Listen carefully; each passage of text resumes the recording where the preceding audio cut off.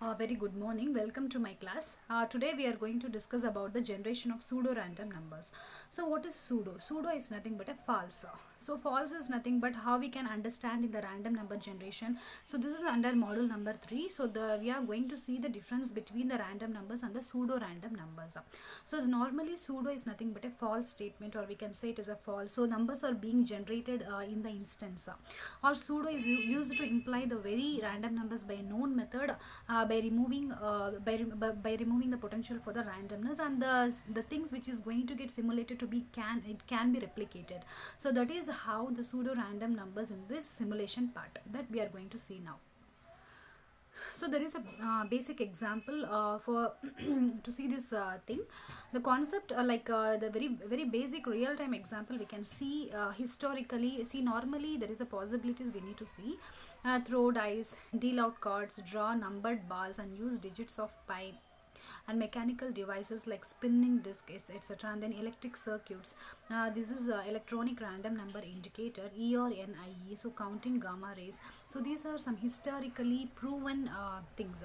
In combination with a computer, hook up an electronic device to the computer and read in a table of random numbers. So this is a combination with a computer.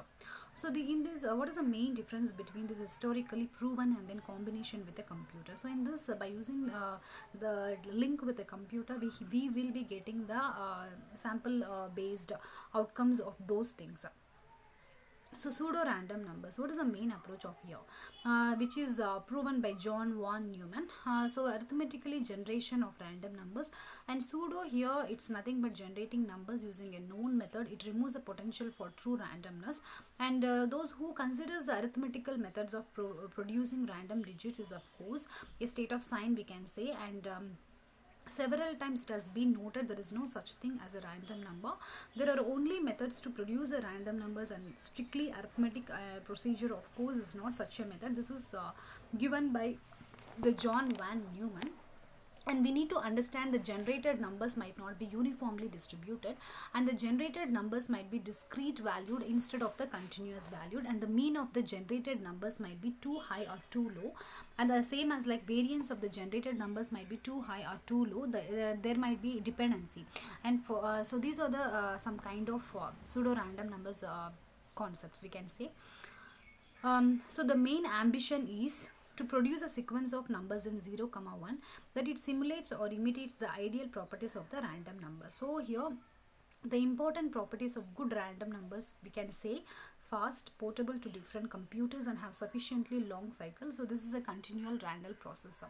So like there may be, I already told that there might be a dependence, so that we can say the example called autocorrelation between the numbers, and numbers successfully higher or lower than the adjacent numbers, and several numbers above the mean followed by several numbers below the mean. So these kind of things we can give the main examples.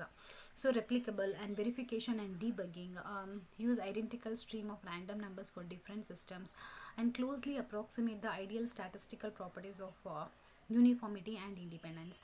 We already discussed this about the test for uniformity and independence. So in the basically we are going to apply the hypothesis testing on these things, and non-uniformity is not going to get detected, and dependence is not going to get detected in the streams. So now we'll see the two important statistical properties once again. One is uniformity, another one is independence. So let we see this independently drawn from uniform distribution, that is f of x is equal to 1. The condition is 0 to 1 and 0 otherwise. So this is the probability density function for the random numbers. So E of R, that is integral of 0 to 1, this is a continuous one. The above one is a discrete one, we can say. So problems when generating the random numbers.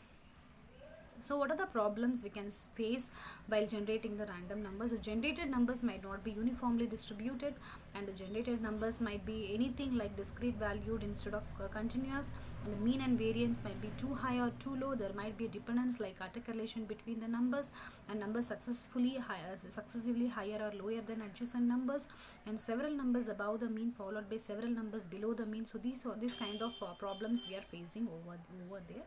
So once again I am telling this pseudo is nothing but a false statement, and when we see this pseudo is nothing but a false statement, like the numbers which is going to generate like in instance, and pseudo is used to imply that the very act of random numbers by a known method, it removes the potential for the true randomness, and set of random numbers can be replicated in this concept, and there is no such thing as a random number. Only methods to produce a random numbers, and strict arithmetic procedure of course is not such a method.